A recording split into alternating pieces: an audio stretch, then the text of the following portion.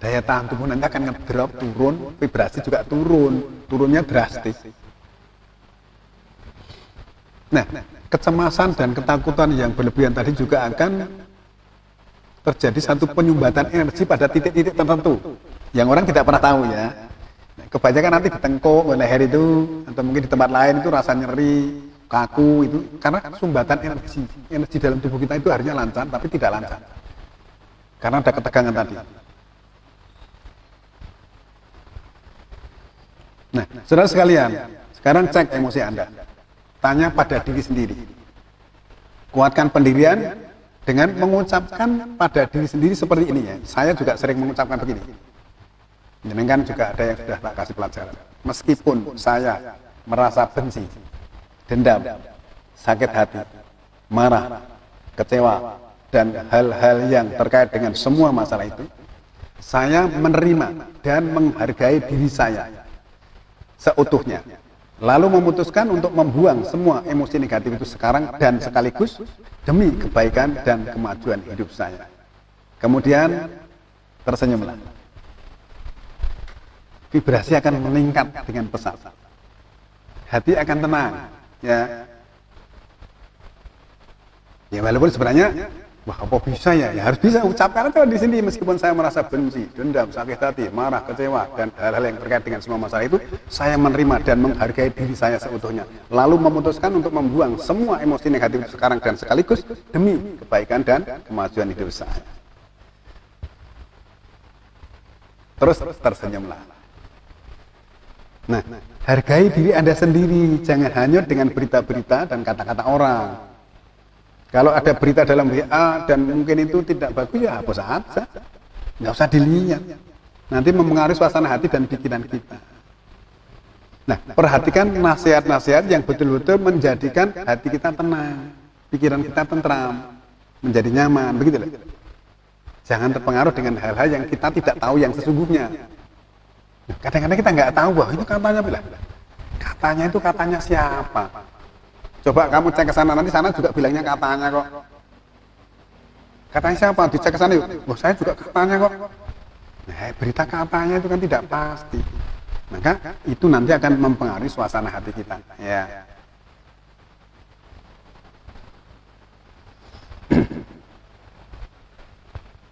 Nah, sekarang ini berita-berita ada di mana-mana dengan berbagai model. Yang pada saat ini banyak yang memanfaatkan kesempatan dalam kesempitan. Loh, buktinya apa? Buktinya ini jelas, jenengan itu mau beli masker itu aja susahnya luar biasa.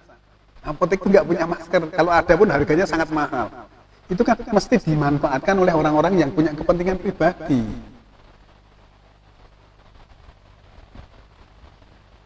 Maka itu jernihkan hati kita.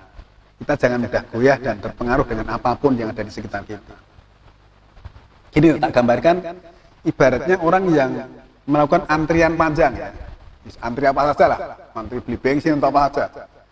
Ketika dengan tenang dan tertib, maka semua akan berjalan lancar dan Anda akan segera mendapatkan barang yang diharapkan, yang akan dimaui tadi itu. Kita bisa bayangkan kalau misalnya dia berebut, semuanya pengen dahulu, apa yang terjadi? Mungkin 1 hari nggak selesai, 2 hari nggak selesai, padahal harusnya itu cuma 1 jam selesai. Nah, kenapa begitu? Karena mereka itu masing-masing mendahulukan egonya tadi, bukan hatinya. Ya.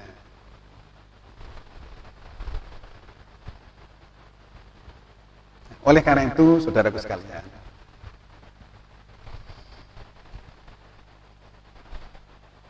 percayakan diri kita sepenuhnya itu khusus kepada Allah. Hanya Dia yang 100% bisa dipercaya, dan Dialah yang menghidupkan dan mematikan, dan yang mendatangkan apapun, baik COVID-19, angin puting beliung, gempa bumi, dan yang sejenis. Hanya Dia yang bisa mengatasi semuanya. Karena itu, hendaklah kita senantiasa tawakal kepadanya secara khusus.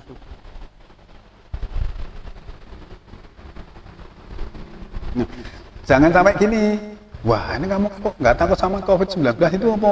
Nanti kalau ada harimau datang loh. COVID-19 tidak bisa disamakan dengan harimau, tidak sama disamakan dengan buaya. Allah juga nggak pernah ngirim buaya ke daratan kok. Nah, harimau yang berapa kan mudah ditembak, tapi COVID-19 nggak kelihatan. Angin puting beliung siapa yang berani melawan? Gempa bumi siapa yang berani melawan? Kita hanya tawakal kepada Allah. Ketika datang perintah kami selamatkan Hud dan orang-orang beriman bersamanya tadi. Dengan rahmat dari kami lah. Di sini yang kita butuhkan adalah rahmat atau kasih sayang Allah tadi. Nah, supaya Allah berkenan kepada kita itu kan, kita supaya menyeru Allah toh. Surat kedua 186 loh. Ketika hamba-hambaku bertanya kepadamu tentang aku, sesungguhnya aku itu dekat. Aku memperkenankan penyeru yang menyeru aku. Hendaklah mereka menjadikan aku berkenan dan beriman kepadaku, semoga mereka menyadari. Lah di sini butuh kesadaran. Lah menyerunya itu dengan Asmaul Husna surat ke-7 ayat 180 itu. Kepunyaan Allah Asmaul Husna, nama-nama terbaik. Serulah dia dengannya. Nah, saudara sekalian, sebenarnya Allah itu selalu membimbing kita, memandu kita, menuntun kita agar supaya kita tidak keliru jalan, supaya kita tidak salah jalan, supaya mendapat petunjuk. Tetapi oleh karena kebanyakan kita itu hanya mengikuti katanya orang, ayat-ayat Al-Quran itu jarang dipahami, akhirnya kita nggak ngerti.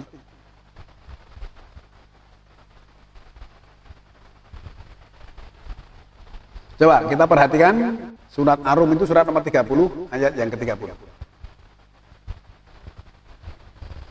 Fa'akim wajhaka lidini hanifah fitratallahi lati fatarana 'alaiha la tabdila liqaulillah. Fa'akim wajhaka, dirikanlah wajahmu untuk din itu sesempurnanya. Nah, din itu adalah Islam, surat ketiga 19. Kita supaya mendirikan wajah kita untuk din itu secara sempurna. Din itu merupakan fitrah Allah, susunan Allah. Kemudian manusia juga fitrah Allah. Nah, manusia difitrahkan tadi untuk mengabdi kepada din secara sempurna, maksudnya gitu. Kemudian latap liqaulillah, tidak ada perubahan bagi ciptaan Allah. Berarti ciptaan Allah dari dulu, sekarang dan seterusnya nggak pernah ada perubahan, maka aturannya sama. Makanya gitu. Jadi bisa lihat lah di dalam manusia pertama 32 ayat yang ke-7, kemudian 8 ayat 9. Nah, setelah ayat lanjutannya itu bahwa manusia itu dilengkapi dengan sam'a, absara dan afidah. Nanti jenengan bandingkan dengan surat 16:78. Ya. Wallahu akhrajakum min butuni ummahatikum la ta'lamuna syai'a wa ja'ala lakum sam'a wal absara wal afidah la'alakum tashkurun. Sama, setiap bayi lahir dilengkapi sam'a, absara, afidah. Sam'a itu pendengaran, absara itu penglihatan, afidah itu mental. Itu menyangkut masalah hati dan hati kolbu dan juga pikiran, lebih lengkap. Tetapi ketika itu tidak dihargai, menjadi kafaro, artinya menutup diri, maka yang ditutup adalah sam'a, absara dan kolbu, bukan afidahnya. Nah, di sini dirikanlah wajahmu untuk din itu sesempurnanya. Din itu benar fitrah Allah, manusia sebagai fitrah Allah, untuk mengabdi kepada din secara sempurna. Tidak pernah ada perubahan ciptaan Allah tadi. Dzalika dinul qayyim, itu din yang tegak, din yang kokoh. Walakina aksaronasi la ya'lamun, tetapi kebanyakan manusia tidak tahu. Nah, kalau dikasih tanda kurung, yang tahu sedikit. Walakina aksaronasi la ya'lamun kan berarti kan dikasih tanda kurung kan di sini, tetapi kebanyakan manusia tidak mengetahui itu, yang mengetahui sedikit kan gitu. Nah, saudara sekalian, kenapa yang diperintahkan mendirikan terhadap din itu kok wajahnya? Kita tahu bahwa di dalam wajah manusia itu ada panca indera, ada mata, ada hidung, ada telinga, ada bibir ya. Kemudian ada rasa, lidah itu ada di dalamnya untuk merasakan juga. Tetapi yang lebih penting di dalamnya sana itu ada yang namanya otak. Nah, otak tadi pusat pikiran, jangan hanya dikuasai oleh ego gitu. Turunkan frekuensi getaran otak itu, supaya kita masuk pada dimensi ketenangan, maksudnya gitu. Maka mendirikan wajah itu maksudnya yang ada di dalam sana. Karena pada saat manusia diciptakan oleh Allah, dilahirkan itu otaknya sudah sempurna. Nah, tetapi di sini kebanyakan manusia itu tidak tahu, yang tahu itu sedikit, maksudnya gitu. Coba kita perhatikan surat Al-Baqarah, surat kedua ayat 112.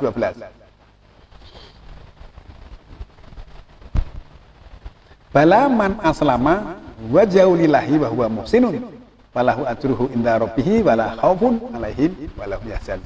Ketahuilah, siapa yang mengislamkan wajahnya untuk Allah dan dia berbuat baik. Kalau tadi suruh mendirikan wajah untuk din, tetapi dia mengislamkan wajah untuk Allah. Juga wajah. Bala man aslama wajhahu lillahi wa huwa muhsinun dan dia berbuat baik. Walahu ajruhu inda rabbih, maka baginya balasan di sisi Rabb-nya. Wala khaufun alaihim, tidak ada kecemasan atas mereka, wala hum yahzanun, dan mereka tidak berduka cita. Nah, saudara sekalian, istilah mengislamkan wajah tadi berarti kan Islam itu ya, jangan hanya tampangnya, tapi wajahnya itu harus diislamkan. Karena wajah tadi ada di dalamnya ada otak tadi. Kita yang Islam itu hanya penampilannya saja kan kadang-kadang nanti Islamnya nggak beres. Wajahnya di sana ada otak yang untuk berpikir tadi, supaya tawakalnya itu sungguh-sungguh. Itulah sebabnya di dalam surat Al-Baqarah 208 itu supaya kita masuk Islam itu secara totalitas, secara kafah. Nah, secara kafah itu nanti bisa dikendalikan lewat kecerdasan yang ada di kepala kita, tetapi dikomandoni oleh hati. Itu maksudnya. Nah, berdasarkan ayat ini sebenarnya orang yang menyatakan Islam dan sudah mengislamkan wajahnya untuk Allah tadi dan berbuat baik, harusnya tidak ada orang yang menyatakan Islam kok berbuat tidak baik, berbuat jahat, berkata-kata kotor, itu harusnya tidak ada. Menurut ayat ini kan harus mengislamkan wajah kepada Allah, untuk Allah, dan juga berbuat baik. Setelah berbuat baik itu nanti ada balasannya di sisi Rabb-nya, tidak ada kecemasan dan tidak ada sedih hati, duka cita. Itu atas jaminan Allah sendiri. Apakah kita sudah seperti itu? Yang tahu ya dari kita masing-masing. Coba kita perhatikan surat 40, surat Mukmin ayat yang ke-65 ya. Wal hayyu la ilaha illallah. Fatuhu mukhlisina lahuddin alhamdulillahirabbil alamin. Dialah yang menghidupkan. Tidak ada ilah kecuali Dia, tidak ada sesembahan kecuali Dia, tidak ada Tuhan kecuali Dia. Tidak ada yang pengatur kecuali Dia. Maka serulah Dia, fatuhu mukhlisina lahuddin, mengkhususkan untuknya din itu. Jadi di dalam menyeru Allah itu mengkhususkan untuknya din itu, khusus untuk Allah, jangan campur-campur dengan yang lain. Kalau campur-campur berarti ada tandingan, ada serikat. Tidak khusus. Terus kemudian tidak ada keterangan lainnya kecuali alhamdulillahirabbil alamin. Segala pujian untuk Allah, Rabb seluruh alam, pengatur segalanya, pemilik alam semesta.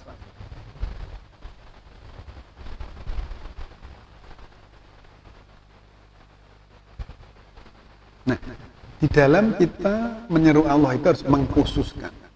Tetapi banyak Allah memberikan contoh ya.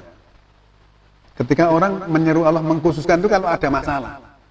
Pas ada bahaya itu mengkhususkan. Allah Akbar khusus Allah, enggak menyeru yang lain. Tapi nanti setelah itu bahayanya selesai ya hilang semua, suara itu enggak ada lagi.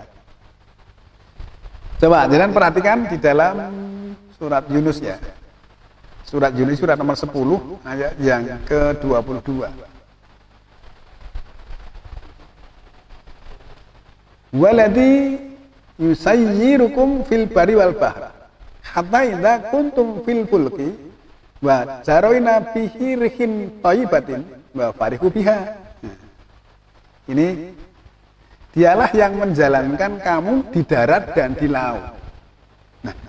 Seluruh gerak langkah kita, baik di darat maupun di laut itu Allah yang menggerakkan, yang menjalankan itu Allah. Hingga ketika kamu berada dalam kapal, hatta idza kuntum fi fulki wa jarayna bihim marhin thayyibatin farihu biha. Dia bergerak bersama mereka dengan angin yang baik. Marhin thayyibatin. Farihu biha, mereka bergembira dengannya. Mungkin bergembira itu ya tepuk tangan, seneng-seneng gitu ya. Karena anginnya sepoi-sepoi, nyaman gitu ya. Tapi kemudian Allah menegaskan, wa ja'ahumul mauju ja'atha rihun asifun wa ja'ahumul mauju min kulli makanin. Datang padanya angin puting beliung, angin yang kencang ya, dan datang pada mereka gelombang pada setiap tempat. Tadinya bergembira ria, terus kemudian angin kencang, angin puting beliung datang, kemudian gelombang dari setiap tempat. Kemudian wa dzanu annahum ahita bihim. Nah, mereka menyangka bahwa semua itu akan menguasai mereka. Waduh, gimana ini? Terus da'awullaha mukhlisina lahuddin. Mereka menyeru Allah mengkhususkan untuknya din itu. Khususkan ini ya, Allah Akbar, kita mengkhususkan untuk Allah saja, enggak nyeru yang lain. Terus berjanji, janjinya apa? Lain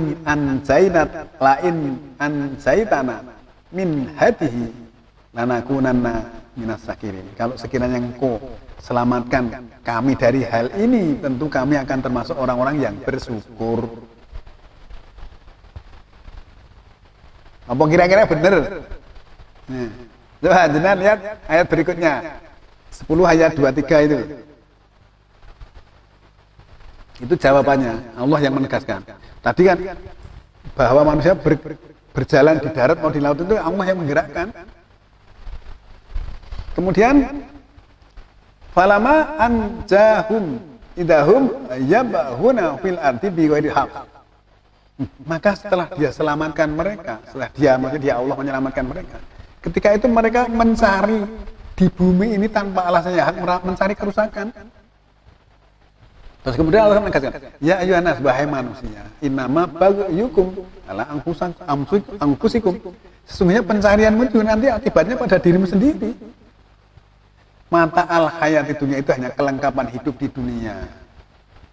Suma ilaina marji'ukum, kemudian kepada kami kembali.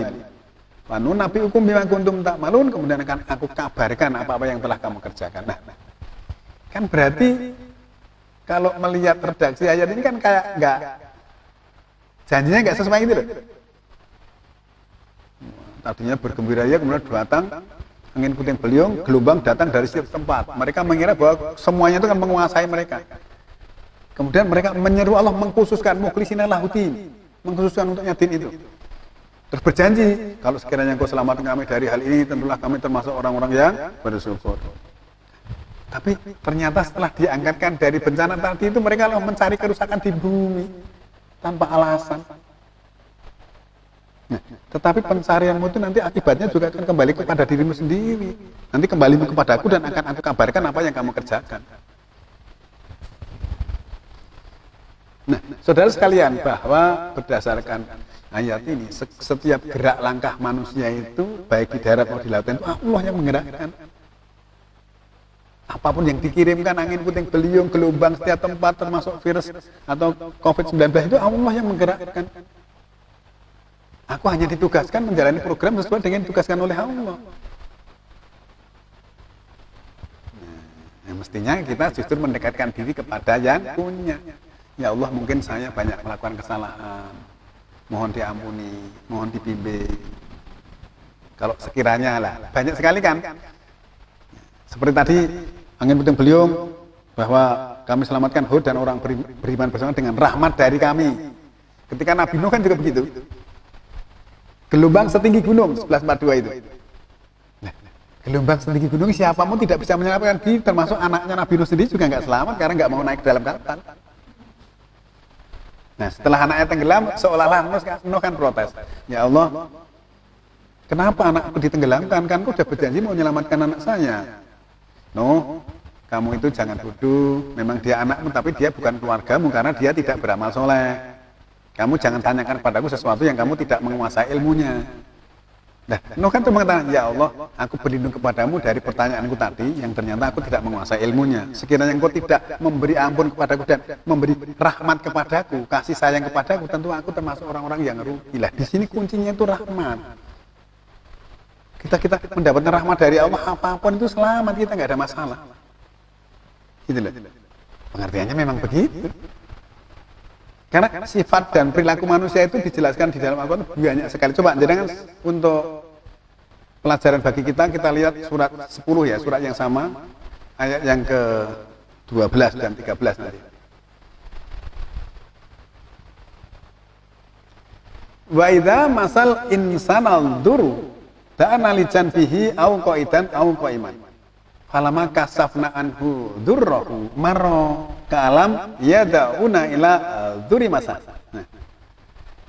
Dan ketika bahaya menyentuh manusia. Ini yang disebut manusia. Manusia ya termasuk kita. Ketika bahaya menyentuh manusia, mereka menyeru kami untuk dirinya sendiri. Untuk dirinya sendiri. Dalam duduk atau berdiri. Maka ketika kami angkatkan daripadanya bahaya itu, mereka berlalu seolah-olah tidak pernah menyeru kami untuk bahaya yang menyentuhnya. Nah, coba bayangkan. Tadinya menyeru untuk dirinya sendiri, wah, duduk berdiri terus begitu terus. Ya Allah, Allah Akbar, terus menerus. Tapi setelah kami angkatkan, mereka itu berlalu itu seolah-olah kayak nggak pernah menyeru begitu. Melupakan semuanya. Nah, kemudian kan kadzalika jujina lil musrifina makanu ya'malun. Sepertilah dihiasi untuk orang-orang yang melampaui batas itu apa-apa yang mereka kerjakan. Dianggap melampaui batas loh. Terus kemudian Allah menegaskan ayat berikutnya, ayat 13. Walaqad ahlaknal quruna min qablikum lama dzalamu. Dan sungguh telah kami binasakan generasi sebelum kamu karena mereka zalim. Ini kan memberitahu, loh kamu kok bisa begitu? Kami binasakan generasi sebelum kamu itu karena mereka zalim. Wa ja'atuhum rusulun bil bayyinat, dan datang kepada mereka rasul-rasul mereka dengan keterangan-keterangan. Wa ma kanu liyu'minu, mereka juga tidak beriman. Kadzalika najzil qaumal mujrimin, sepertilah balasan orang-orang yang berdosa. Nah, saudara sekalian, kalau kita melihat ayat-ayat seperti ini kan sebenarnya wah, mengerikan sekali ya. Berarti manusia itu pada umumnya begitu. Semoga kita, dan masih banyak contoh lainnya banyak sekali. Kita ini jangan sampai melakukan hal seperti itu. Tadinya lah sungguh-sungguh, tapi setelah diselamatkan kok malah terlupa. Maka doa yang dituntunkan kepada kita melalui Nabi itu kan gini ya. Rabbana ighfir lana dzunubana wa israfana fi amrina wa tsabbit aqdamana wansurna 'alal qaumil kafirin. Wahai Tuhan kami, ampunlah bagi kami dosa-dosa kami. Wa israfana fi amrina, dan pemburusan kami dalam urusan kami. Loh, jangan punya satu urusan itu dibahas tiap hari gak selesai, kan boros sekali. Ya. Rabbana ighfir lana dzunubana, Tuhan kami ampuni bagi kami dosa-dosa kami. Wa israfana fi amrina, dan pemburusan kami dari urusan kami. Loh, sampai punya satu urusan saja sampai berbulan-bulan nggak selesai-selesai, kan boros namanya. Nanti nggak pernah ngurusi yang lain. Ya. Kemudian wasabit aqdamana, kokohkan, kuatkan pendirian kami. Fansurna 'alal qaumil kafirin, dan tolonglah kami dari kaum yang kafir itu dan yang mengingkari itu. Nah, kita maksudnya ayat ini memberi pelajaran kita jangan sama dengan orang-orang yang kafir, maksudnya gitu. Masuk kamu pemborusannya luar biasa, membahas satu masalah sampai berbulan-bulan nggak selesai, nanti sampai kapan selesainya? Ya.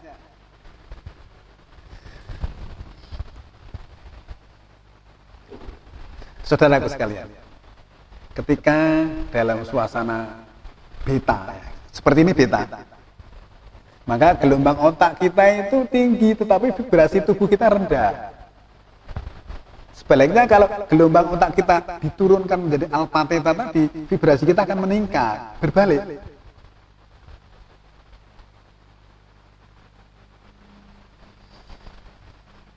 Nah, cara masuk dimensi alfa atau theta tadi kan mudah. Hindari marah-marah, ketakutan yang berlebihan, kecemasan yang berlebihan.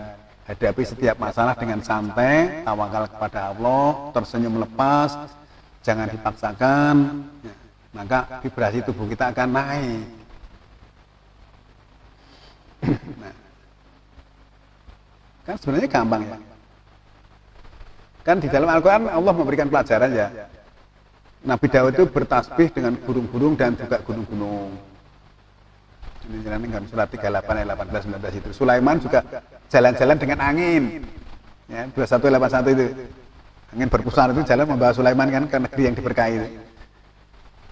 Nah, seperti kita kan juga sering berdialog dengan burung-burung, dengan angin. Loh, sampai hari ini kita sudah menerbangkan burung 1730 sekian berpasangan dari berbagai jenis. Sehingga burung-burung itu sayang dengan kita. Di mana-mana tak panggil datang kok dia. Angin itu juga begitu kok, kita pasti panas sekali itu ya. Dalam hati aja dia bisa baca kok. Angin loh dari belakang setelah loh, kok daun-daun nggak ada yang bergerak, kok angin yang menyentuh ke situ dari mana ya? Nah, kan berarti dia bisa membaca pikiran orang. Nah, nggak bisa apa Sulaiman bisa menggerakkan angin tadi atas izin Allah.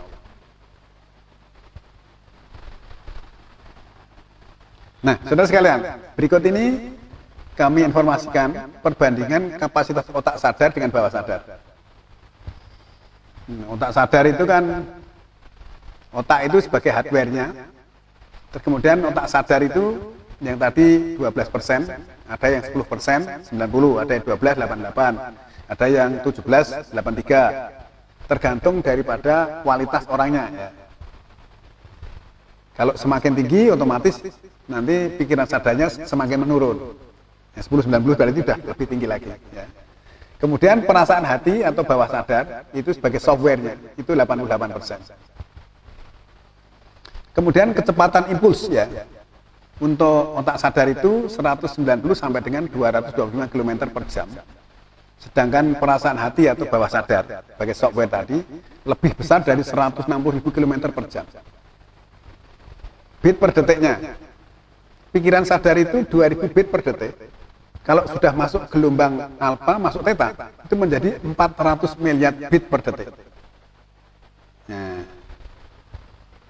dan jenengan kita bisa menggerakkan, misalnya jenengan lihat ya kajian kita Al-Quran proses kematian yang ke-9. Jenengan Dik Bino itu sama yang satu Dik Seli itu. Hanya tak sentuh 1 detik dia langsung tidur pulas kok. Hanya 1 detik, nggak lebih dari 1 detik. Kecepatannya kalau kita masuk theta itu 400 miliar bit per detik kok. Kemudian kontrol persepsi dan perilaku 2-4% untuk pikiran sadar. Yang bawah sadar atau software tadi 96-98%. Kemudian pemahaman waktu tentang daya ingatnya. Pemahaman waktunya itu kalau sadar tadi adalah masa lampau dan masa yang akan datang. Istilah past tense dan future tense. Tetapi kalau yang pikiran software tadi, yang bawah sadar tadi, itu adalah present tense, sekarang. Nah, ketika kita membuat redaksi kalimat kepada bawah sadar juga jangan sampai mengatakan tidak. Aku tidak suka, itu berarti suka. Bawah sadar tidak mengenal kata-kata tidak. Aku tidak mau, berarti mau.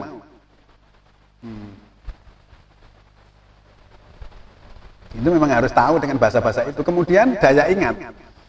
Sadar itu sampai dengan 20 detik saja. Tetapi yang namanya bawah sadar itu selamanya. Nah, kalau sampai orang lupa itu berarti karena memang seseorang yang tidak sanggup mereproduksi kesan yang disimpan oleh bawah sadar tadi. Hanya tidak sanggup mereproduksi, tapi masih ada simpanannya. Ketika suatu saat dibukakan, itu nanti simpanan itu akan keluar. Selamanya bawah sadar. Maka kalau panjenengan misalnya baca Al-Fatihah itu udah masuk bawah sadar. Bangun tidur Al-Fatihah mesti langsung hafal. Karena sudah masuk di bawah sadar. Ya.